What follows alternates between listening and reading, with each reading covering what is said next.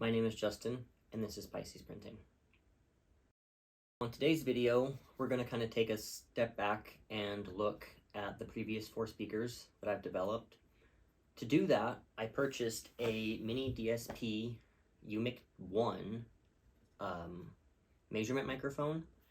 So this will actually give us a visual representation of how they perform on a sweeping scale from 20 Hertz to 20,000 Hertz. So that way I can actually compare each individual speaker generation and see if improvements have been made. If they haven't, it will kind of help me build a guide to see what works and what doesn't. And then from there I can start building a better speaker now that I actually have real data to put behind it and not just my ear. So we'll take a look at some of the graphs and how I did individually tests. So the first test that I did was based on a 55 decibel set with the microphone 2 fingers apart from the speaker.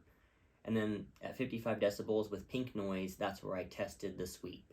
And then the second test was I played pink noise and I measured the output voltage of the amplifier until the voltage was the same on all the speakers.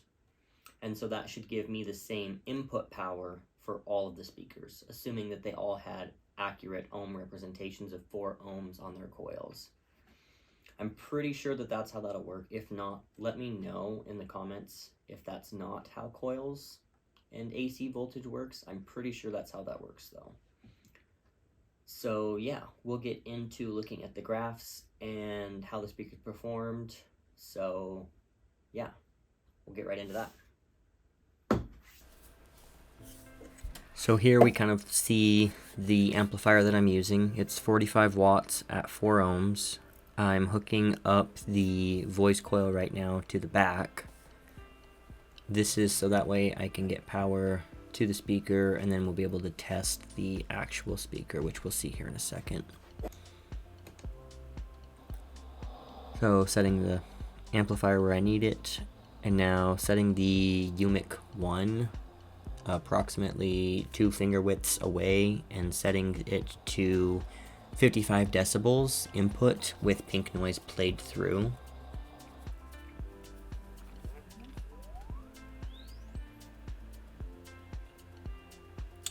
Here we can see the graph from speaker version 1. There's quite a bit of a little peak there coming on 50 to about 150 Hertz. We really start to get a peak. And then it kind of falls off, clear up to 2000, and then we get another peak there, 3 to 4. So this speaker isn't a very linear speaker, and I mean you could fix this post-process with like a DSP, like a audio, like after equalizer. I forget exactly what they're called, a digital sound processor. But I would really like for the speaker to have more of a flatness to it, and I think you maybe could do that with an enclosure as well. You could really take advantage of some of the peaks and dips here. So this is just a real quick rundown of speakers 2, 3, and 4 getting their sweep. I didn't really feel like wasting a bunch of your guys' time watching me hook and unhook speakers, so really quick here, this is just the sweeps of them. So this is just going to be the speakers 2, 3, and 4 graphs at 55 decibel. Feel free to skip ahead to timestamp 5:11 if you just want to get to the comparison graph of all 4 speakers. I'll just let this kind of roll. I'll put some music on and you guys can just see what these look like. So.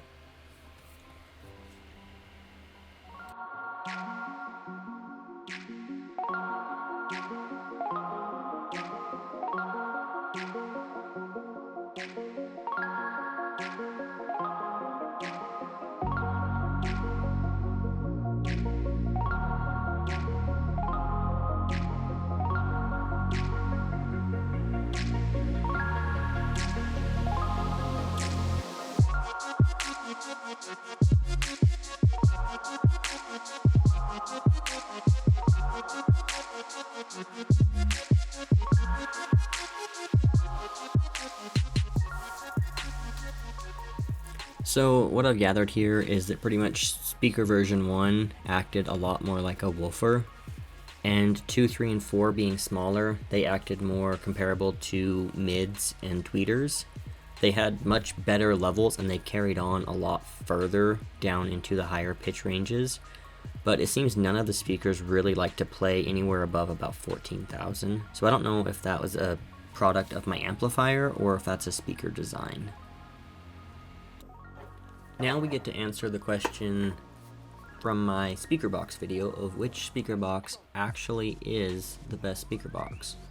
My ear told me that it was the wooden speaker box, but now we'll actually have data to see which one is the better one from a measurement microphone.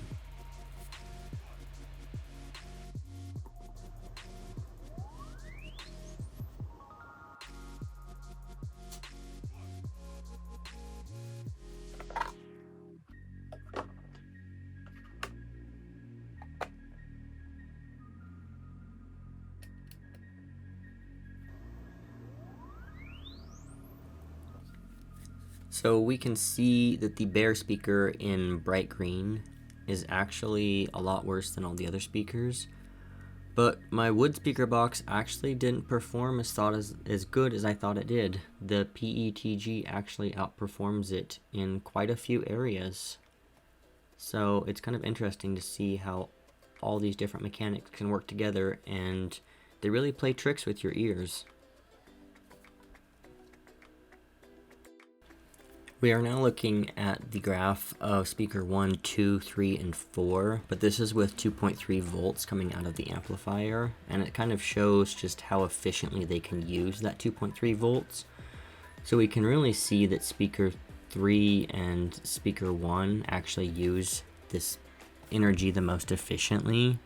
But now we're going to compare it to just the 55 decibel pink noise, and you can see how much the graphs actually differ.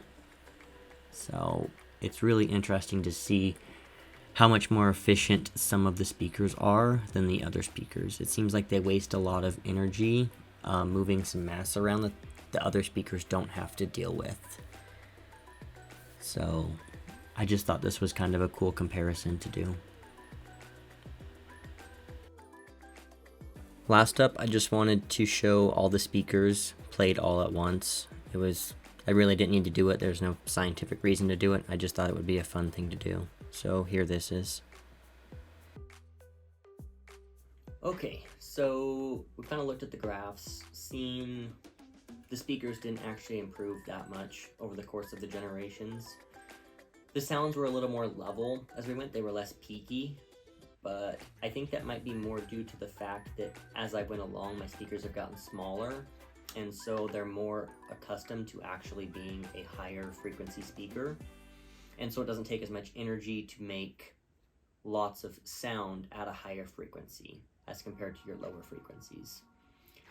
But moving forward now, I can kind of start to build categories of what works and what doesn't, and that'll let me move in a direction to get the most out of a 3D printed speaker.